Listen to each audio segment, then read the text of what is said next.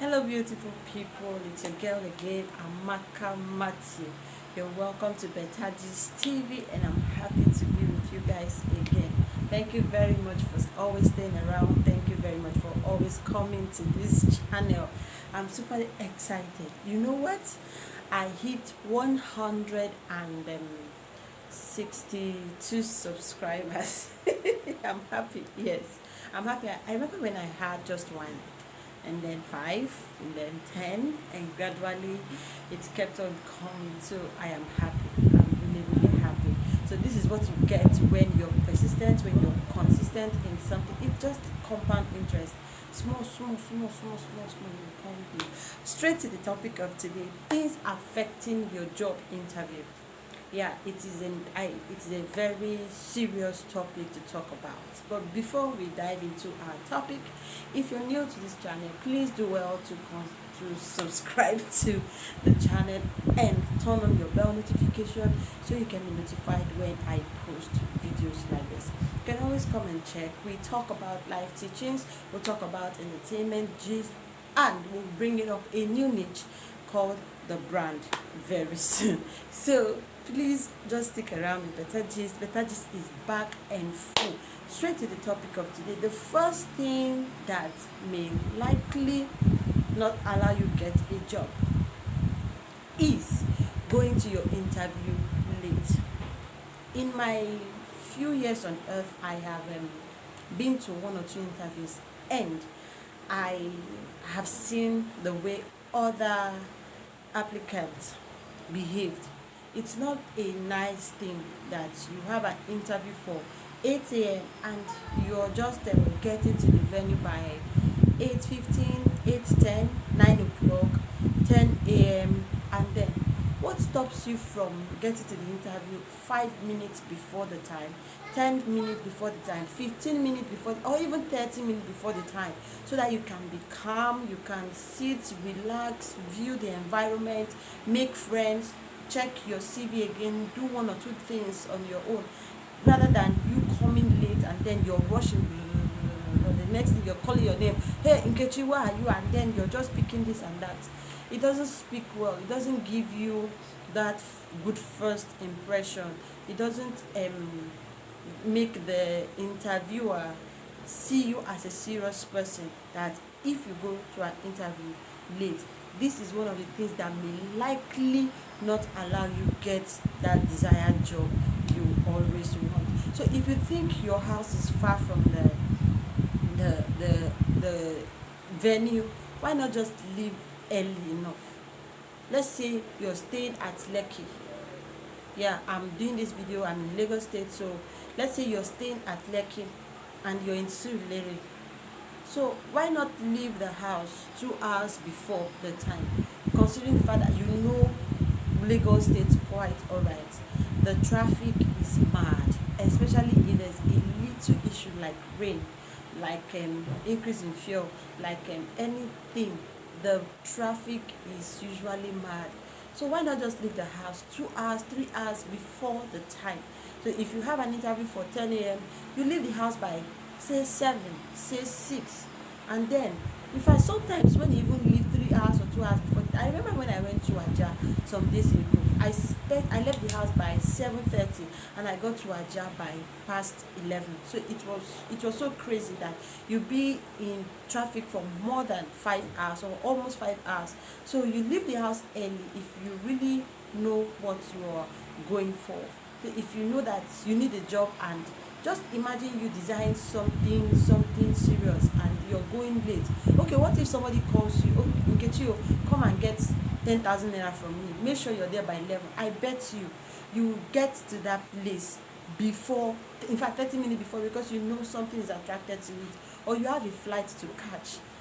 Of course, you know if you miss your flight, you've missed it. You must definitely be there an hour before. So it's the same thing applicable to not just for your job interview, even when you're going to school, even when you're going to church. Cultivate the habit of going to for an event early enough. I don't know why I hate late. I hate what they call late activities, lateness. Or even if I'm the one interviewing you, I mustn't be late. just I don't know how some people do it. I don't know, but all I know is the very first thing that may likely not give you that desired job is going for the interview late. And the second thing is inadequate research about the company and the role you are applying for. Now you're going to somewhere you do not have the knowledge about. You don't even know the role you're applying for. You don't know the duties of what you're applying for. Okay, let's say you're applying for an accountant in a firm. You don't know the duties of an accountant. You don't know what is expected of you as an accountant. How are you going to fit in that job? How are you going to do well? How are you going to exercise yourself? You do not even know the things they do in that organization, in the company. Let's say it deals with fashion, it deals with oil and gas or raw materials. You're just going blindly. So there is need for you to do a research, carry out a research about the company, know very well the position you're applying for, because you go fuck up big time. If you get there and then your brain, your head is just blank, you will fuck up big time, big time. The next thing I would like to talk about is poor dressing. I remember back then, a lady came for an interview and she was looking so rough. When I mean rough, I mean rough. She was looking so scattered. How can you come for an interview wearing a gown and a slippers? Then your hair is, I don't know. How do you think you get the job? Even if the job is a security work, dress well.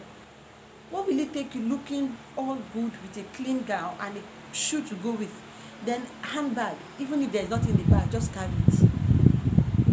Handbag, a very clean looking gown, and for the guys, a clean shirt, a trouser, a shoe to go with. If you want to overdo, add suit on top of it. I trust you. If you're going for a cleaner position, the other will just look, brother Kelechi, this one you're looking all sweet and good looking. I think that cleaner job does not suit you. You need to, can you be the manager of this company? Yeah, and you be like, just because of the way they dressed. Yes, it happens. It has happened before. It can still happen again. So you don't just go for an interview because, or maybe because your uncle is the owner of the place, you have an upper hand and all of that. You dare not come to my office looking so rough. First impression always matters. First impression is always, or is most times, the lasting impression. Yes, you look good. Look good when you're going for an interview. Look good. Look very good. Let me tell you something. I went for an interview one day and the man looked at me and he was like, are you sure we will have the money to pay you? I'm not sure we'll be able to pay you because with the way you're looking and your CV and all that, I'm not sure we'll be able to pay you. And I was like, oh, of course I needed the job. I told him, sir, I know the position you're looking for. So I couldn't have even lied in my CV. So let me just let my CV be the way it is. Okay, how can we work it out? How can we do this? How can we do that? So and then he just said, okay, fine, no problem. So the man was shocked. Yes, the man was really shocked. The position and the way I appeared, my dressing. So it is very necessary for you to look good when you're going for a job interview. And the next I'll talk about is not going with a copy of your CV and a writing material. I know there are some big firms that will say, I need your CVs in a soft copy. It's fine. So having both of them, it's better. You have your CV in your phone or your pad or whatever, and you have it handy in case they just call you. Glory, can I have your CV? You just table it. Or you ask, sir, how do you want soft copy or hard copy? They will know that you are a very serious person, because there are some persons that do not or will not want to go through the process of flipping pages. So you just ask and then give them what they want. They will know that yes, this person is really serious for the job. Yeah, I remember I tendered one. I went with my CV and the interviewer was like, do you have your CV with you? I said yes. Which one do you want? He said, okay, let's have the soft copy. and they gave me the bill. I sent it in the mail. So it's as simple as that. Also, I don't know where I can be, where I will go to without a pen and a paper, at least a paper. That if there's no space to squeeze a notebook. I write even inside the toilet. Anybody that knows me well can confirm to this, yes, can confirm to this, that if it is writing, just leave it for me. I'm not saying be like Amaka that likes writing a lot. I'm only saying cultivate the habit of jotting down. Even if it's at a wedding reception, I will still write. What do I write? I can just look at the decoration, look at the color combination. I just jot that blue and pink. It will go. Yes, I'm not yet married. Of course, I'll be married someday, and trying to compile all this together will give me a very good day on my day. So anything. What if you go for the interview and then they just see it? Oh, you've gotten the job. The next phase, you're starting your training immediately, and the area you find yourself, you cannot get a pen or a paper. What do? Oh, you have a phone. Okay, write in the phone now.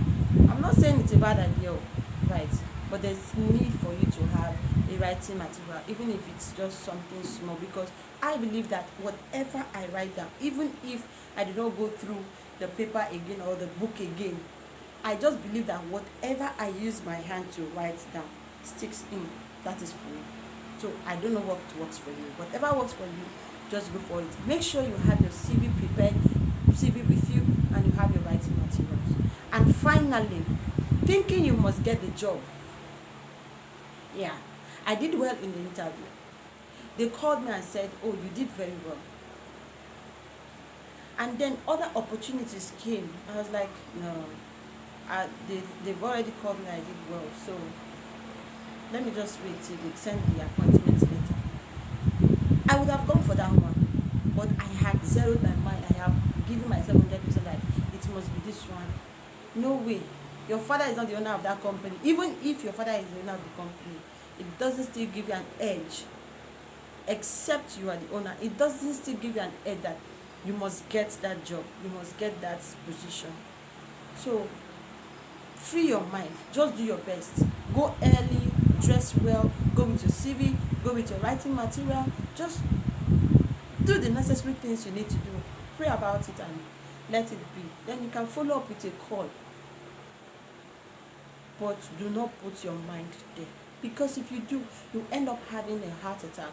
You end up having to start thinking and worrying.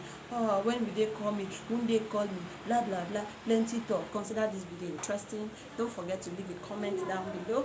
Don't forget to like the video. Don't forget to tell your friends about this channel and share as well. Thank you very much, and stay fit. Please do well to subscribe, and God bless you. Meet you next in my next video. Thank you.